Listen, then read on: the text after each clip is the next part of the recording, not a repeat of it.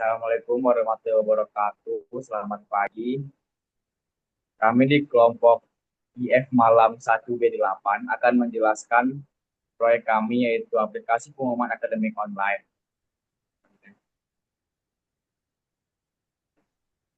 Next.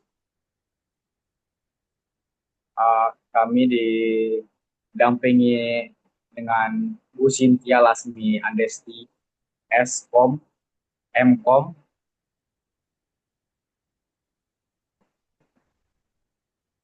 dan ini adalah struktur anggotanya. Ada saya sendiri yaitu Aksal Pilpres Samuel Covid sebagai ketua, dan anggota saya ada Ananda Sadi Pawansa, Lasma Angelina Siombing, dan di pos area Franciscus.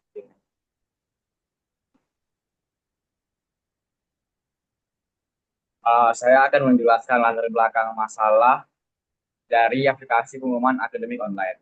Saat ini, kampus masih menggunakan papan pengumuman manual, media sosial, dan pesan singkat untuk menyampaikan informasi akademik. Cara tersebut seringkali kurang efektif, masih bisa lambat diterima, tidak merata, bahkan terkadang tidak sampai ke mahasiswa sama sekali.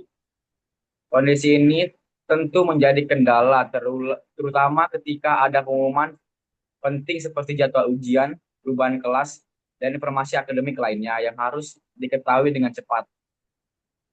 Dari permasalahan tersebut, kami melihat perlunya solusi digital yang terpusat agar menyampaikan informasi lebih efisien dan mudah diakses oleh seluruh aktivitas akademika.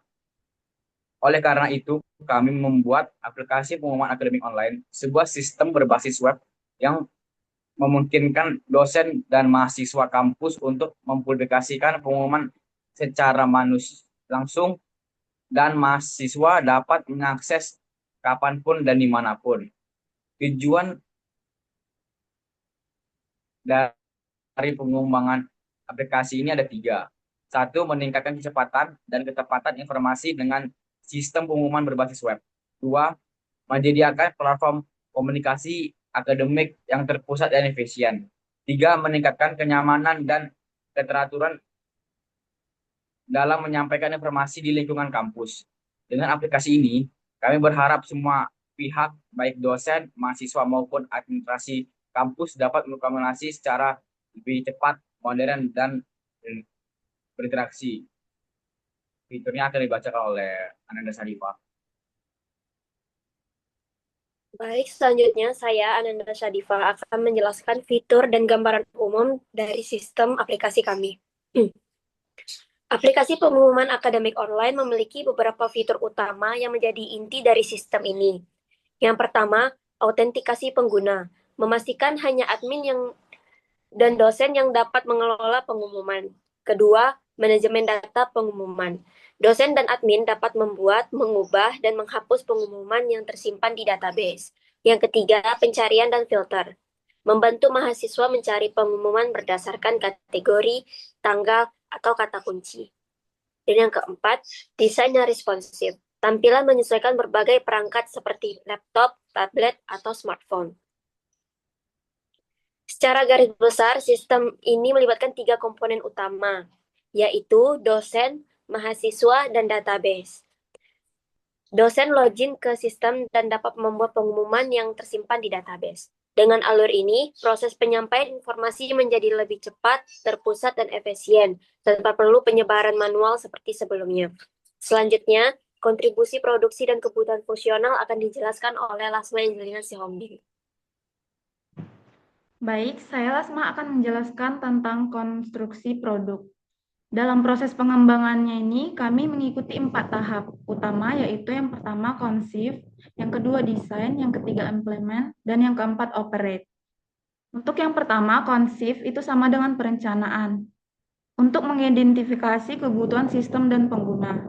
Lalu yang kedua desain sama dengan perancangan, itu untuk membuat rancangan antarmuka dan alur kerja sistem. Lalu yang ketiga implement atau sama dengan penerapan, itu untuk membangun program di bagian front-end dan back-end. Yang keempat, operate atau sama dengan operasional, itu untuk melakukan uji coba dan dokumentasi. Untuk yang selanjutnya ada kebutuhan fungsional, Dari sisi kebutuhan fungsional ada 3 aktor utama, yaitu dosen, mahasiswa, dan sistem. Untuk dosen bisa login, membuat, mengedit, dan menghapus pengumuman. Lalu untuk mahasiswa bisa melihat dan mencari pengumuman dengan filter atau kategori. Lalu untuk sistem bisa menyimpan data ke database dan menampilkan antarmuka yang responsif. Dengan memenuhi kebutuhan semua ini, sistem ini dapat bekerja dengan stabil dan juga aman. Selanjutnya akan dibacakan oleh Dipos Arya Tamba.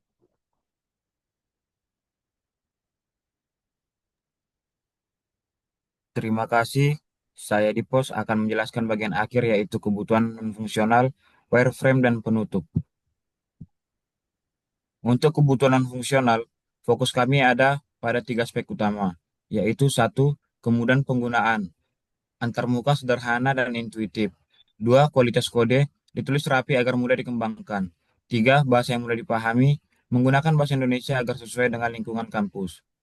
Untuk wireframe, kami membuat beberapa tampilan utama seperti 1. Halaman dashboard untuk admin dan dosen. Next. 2. Search bar dan filter bagi mahasiswa. 3. Fitur kalender akademi. Dan fitur yang terakhir adalah halaman login untuk autentifikasi pengguna. Semua tampilan dibuat dengan gaya modern, bersih, dan mudah digunakan di berbagai perangkat. Sebagai penutup, proyek aplikasi penggunaan akademi online ini diharapkan menjadi solusi digital yang cepat dan efisien untuk mengatasi keterlambatan serta ketidakteraturan penyebaran informasi di kampus. Oke, baik. Saya akan menutup presentasi kali ini.